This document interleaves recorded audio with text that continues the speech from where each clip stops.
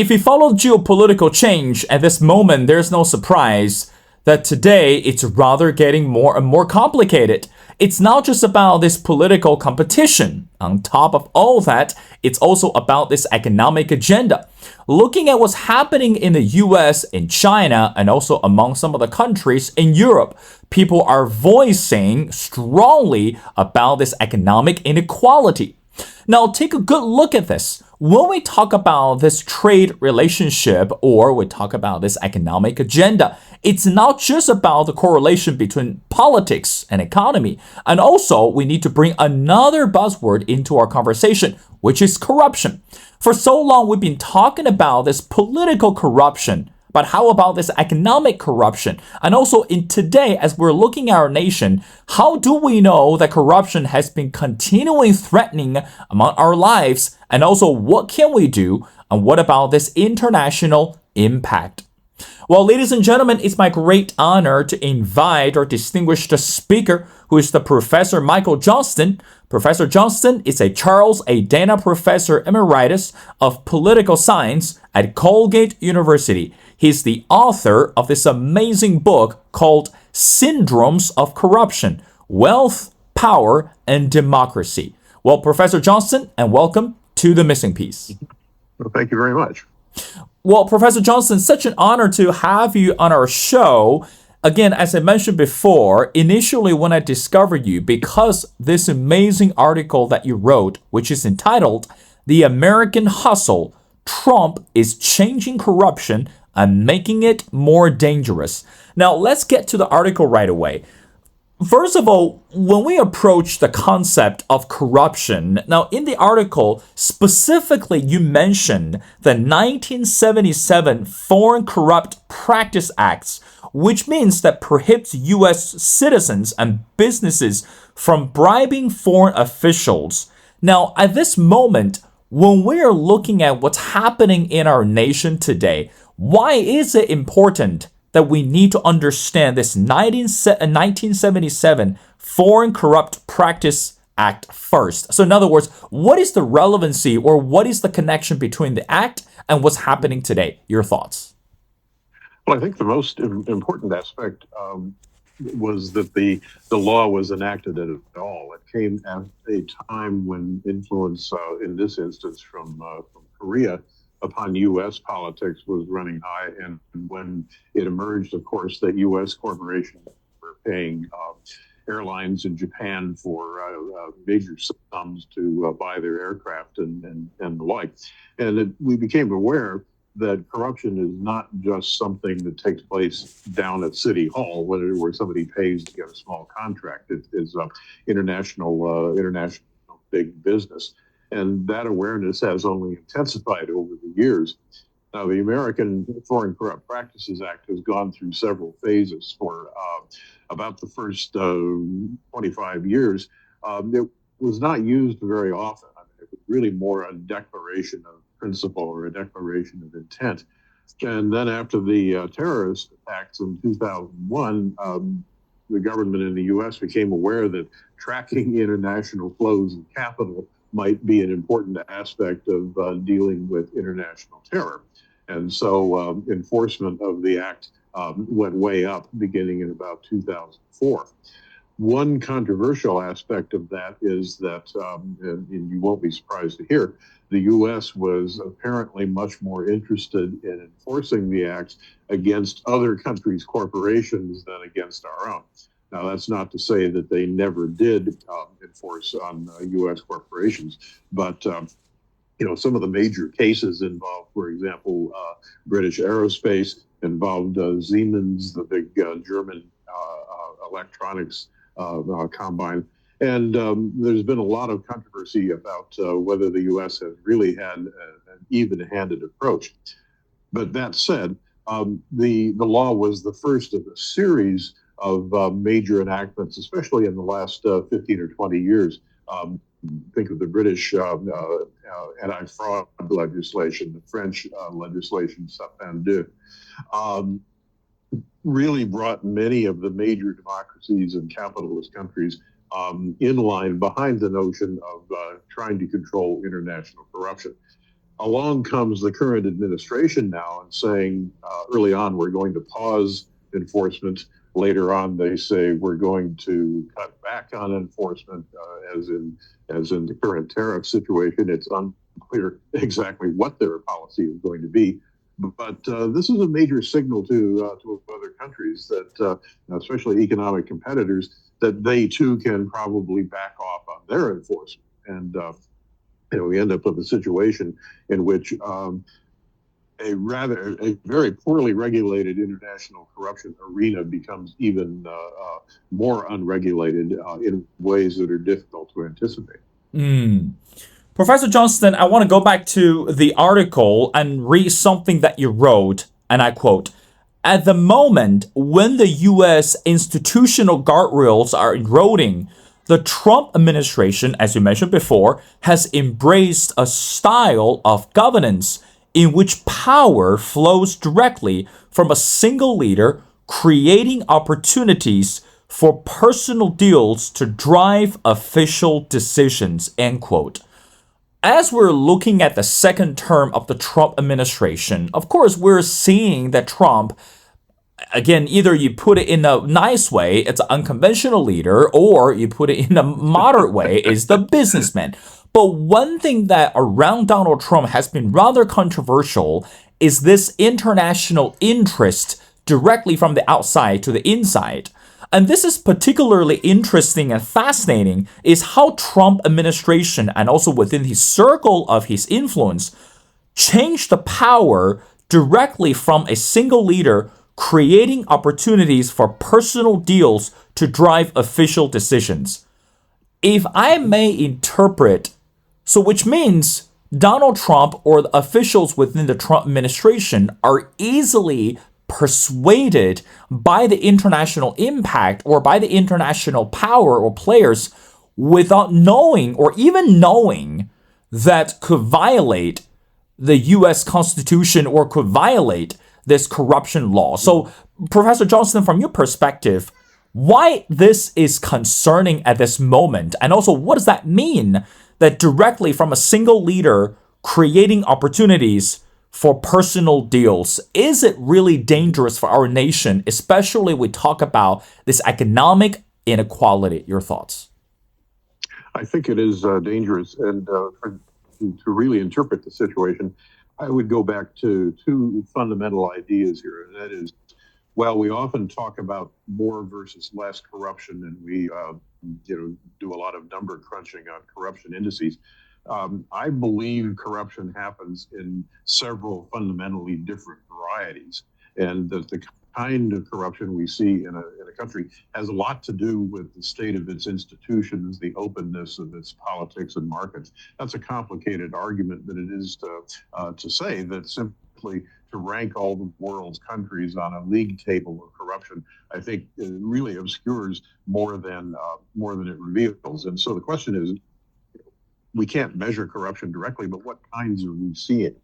And in the case of the Trump administration, we're seeing a kind that more than in the American past revolves around those personal deals, revolves around personal fealty to the president, who is not so much using the official functions of the presidency to enrich himself, but rather using the presidency as leverage for personal connections of a very different sort. Thus, we see the Qatari jumbo jet, for example, as a very prominent kind of example.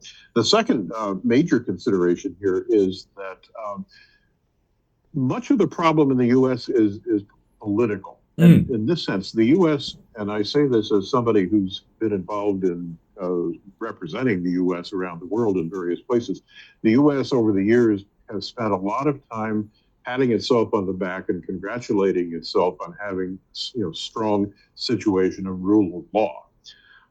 To some large extent, that has been true, but much of what has controlled corruption in our country, to the extent that we have, has been political, and it has involved not so much laws and penalties, but norms. Now, those political constraints are weakening tremendously. The administration has gone after universities, law firms, media outlets, and basically had its way again and again. And that's a very disturbing sign that the political constraints are weakening. The norms are even more important than we realized, and at the same time more fragile than we realize. And if you add to that situation, then recent Supreme Court decisions that, among other things, have said for an official to take money from someone, that's okay. That's not a bribe. It's a gratuity as long as the payment is made after the decision has been rendered. Now, that may strike you and me and most other people as a bogus distinction, but now it's becoming the law. So, in a sense, the door is open to all sorts of abuses of a sort that we in the U.S. at least have been very naive about and don't know very well. Professor Johnston, I want to continue our conversation. In the article that you mentioned or you wrote, it's even possible to categorize the sources of corruption into 4 different types: influence markets, elite cartels, oligarchies or oligarchs, and claims and official moguls. Now, I want to talk about, or on behalf of our viewers, I want to ask the question about elite cartels. Because when we talk about cartels, naturally, again, we're looking at a different concept in different settings, and in reality, and also in literature. But when we talk about the corruption, especially as you mentioned before, related to political powers or related to political desires, what does that mean, or how should we define elite cartels when we look at corruption? And also, when we look at some of the countries you listed in the article, for example, we're looking at Bulgaria, Portugal, Slovakia, those countries. What is so concerning about those countries? And also, what is the definition of elite cartels at this moment when we talk about corruption? Most people think of corruption in terms of black bag jobs. Here's some money under the table in a black bag, and I'll pay you, and you do something for me.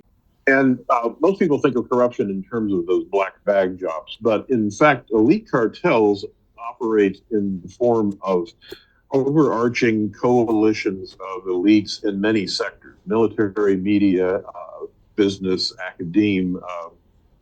Depending upon the country. And in a sense, they dominate a system in such a way as to see off competitors, both political and economic. You see an informal framework of elites at the top, often operating in totally legal ways, or mostly legal ways, to constrain the agenda, to control competition, as mentioned, and otherwise to dominate what government does. Is this corruption? Well, it is in a strong sense, because there's a very good political scientist at the University of British Columbia named Mark Warren, who has made the case that the essence of corruption in a democracy or a democratizing society is that it excludes citizens from decisions that affect their lives. It excludes citizens from processes where they have a right to be heard. And elite cartels do that. They, in effect, create their own informal process of governance that's, it often looks like business as usual. Now, some interesting and surprising places.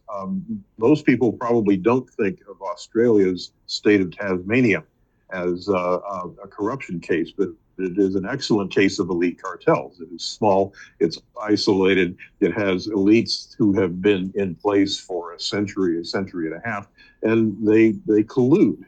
They cooperate in informal ways, in such a way as to control the agenda on their own behalf.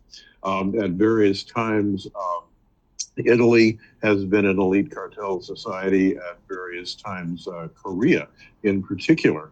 And one of the striking things about this particular variety of corruption is it's often consistent with rapid economic growth. Korea, back in the 1970s, was South Korea was a tremendously poor society. Now it's one of the top 10 economic powers in the world. And the elite cartels coexist with growth precisely because they create a kind of stability that investors like. Now, the problem with that is that if a society enters a time of crisis, those big overarching ad hoc coalitions don't adapt very well. And the system may not bend, but rather it may break. And in fact, think of South Korea during or Thailand for that matter, during the economic crisis of the late 1990s. The bad debts and the political debts, frankly, served as such a constraint on the system to make it inflexible. So that's a very powerful kind of corruption. It's one that is more prevalent around the world than we generally recognize. Professor Johnston, I want to continue our conversation. Now, we've seen, and you and I, we discuss the problems of corruption. Of course, this prevalent issues among the countries when we talk about the corruption. Now, another major part of your article, it's called No Easy Fix. We know this is concerning. We know this is threatening. Of course, as a citizen of this global village, we want to see a solution and we want to know how we can minimize the threat of the corruption. I mean, again, it's not just from the political level, but also from the average or citizen level. But in the article, this is what you wrote, and I quote, passing laws, improving administrative systems, mobilizing public rallies accomplish little if the law administrative controls are in the hands of corrupt actors and civil societies and opposition forces are ineffective, end quote. I want to ask a simple question. Again, Professor Johnston, you are the expert. But to us, how do we know that we are giving the power to the ones who are very much interested in selfishness or in the political selfishness? So in other words, we all know that election works, or we all know that election works legally without violation.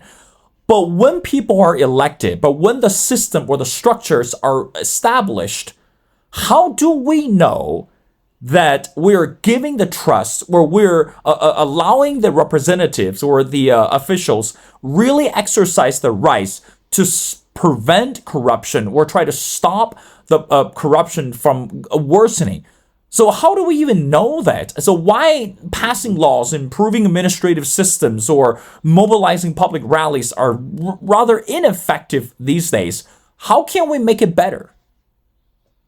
One of the things that has always struck me, and this comes from working both in other countries and also with students from a variety of countries at the International Anti-Corruption Academy in Vienna, Austria, is that most countries have already on the books. Most countries have the laws mostly that they need.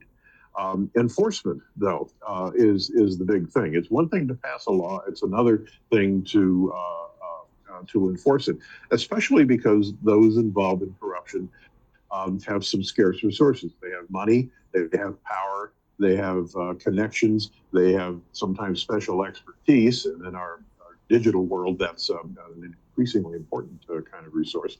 These are people who have a lot of power, a lot of friends, a lot of influence, and the ability to either disregard the law or even to treat the law as a way to facilitate their activities.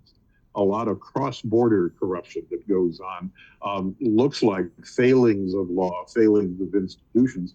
But if you look at it in another way, regimes are deliberately setting up laws and institutions to facilitate the self-enrichment at the top. So, there's one critical dimension. The next part of the question, as you quite rightly raised, is the how do we know part. And here's where those international corruption index scores are very little help. One of the countries at the top of the integrity table. The U.S. until recently has had very good scores. Canada, Germany, the U.K., and so forth. are we really that sure that they are uncorrupt, or is it that their systems are accommodating to the interests of wealth and power, such that outright bribery is not needed? That, I think, is often the case, and so we need to look carefully at whether laws are enforced. We need to look carefully at who benefits. We need to have watchdogs, and here, especially in the United States, one of the most worrisome developments is the decline of newspapers, and the weakening status of journalists. There's an excellent bit of economic evidence showing that when a city loses its local newspaper, the quality of local government declines. Financial management and the like, the quality of that declines. And newspapers have been failing now in our country for 15 years with devastating results. And so that how do we know question is absolutely of the essence.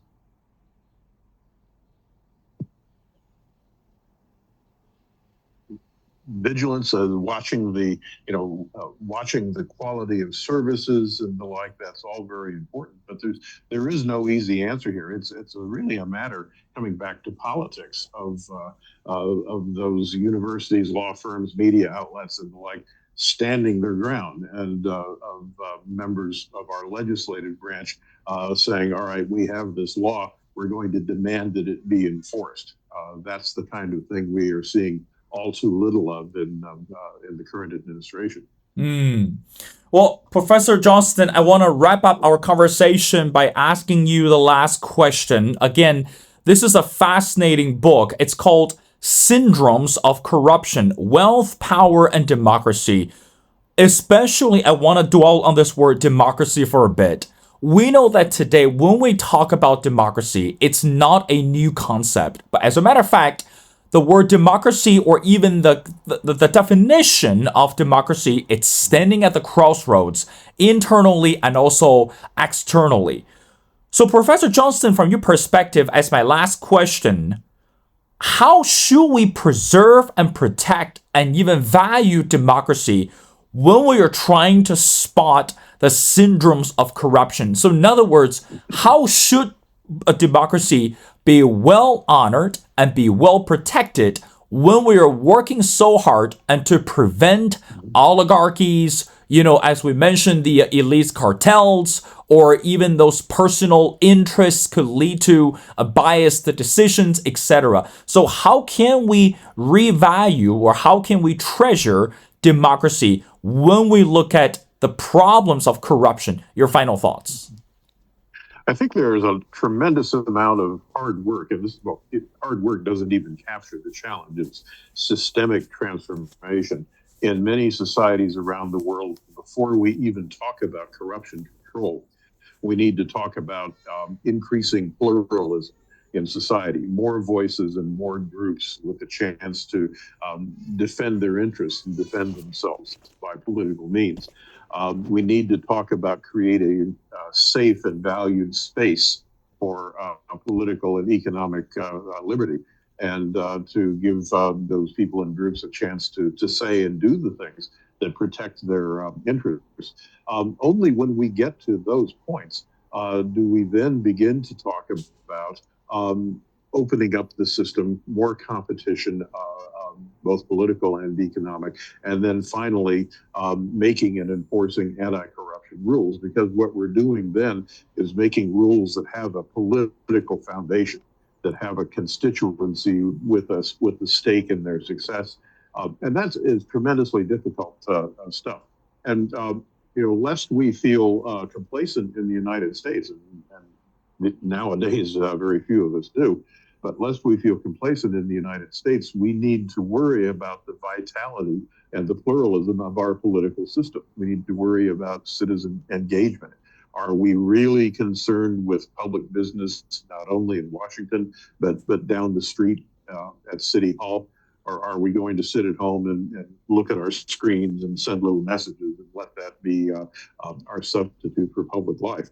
That's a worrisome thing as well. I put that all together in another book called corruption, contention, and reform, in which I make a case for what I call deep democratization. And that is enabling more people and more groups to assert and defend their political interests and defend their interests by political means. Because that book begins with a simple sort of assertion that corruption will continue and it may indeed be the rule until people with a stake in opposing it can defend themselves by political means. Now, this is a tough sell in the United States because a lot of people, they hear the word politics and they think, oh, I don't want anything to do with politics. Politics is the problem. Well, in some respects it is, but without open and competitive and accountable politics, I don't know what the solution would be either. Are we in the U.S. going to become another one of those many countries with all the laws on the books, but no one to enforce them? With people who proceed to enrich themselves and build up their power with a sense of impunity. I worry we are seeing a lot of that latter problem, especially in this new administration. And so, before we in the U.S. go around the world and lecturing other countries about their corruption, we need to tend to the vitality of our political system.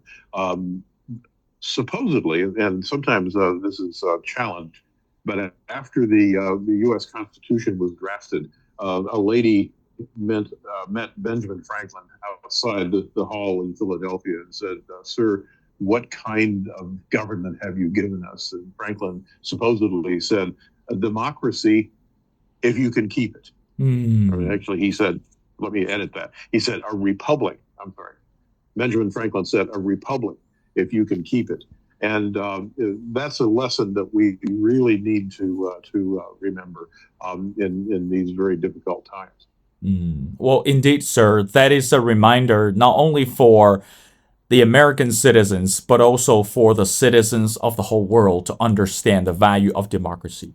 Well, ladies and gentlemen, it's such an honor to speak to Professor Michael Johnston. And Professor Michael Johnston is a Charles A. Dana Professor, Emeritus of Political Science at Colgate University. He's the author of the amazing book, Syndromes of Corruption, Wealth, Power, and Democracy. Well, Professor Johnston, thank you so much for your time. It's been a pleasure. We'd love to have you back on the show as we continue to pay attention to the global affairs. So thank you so much for doing this.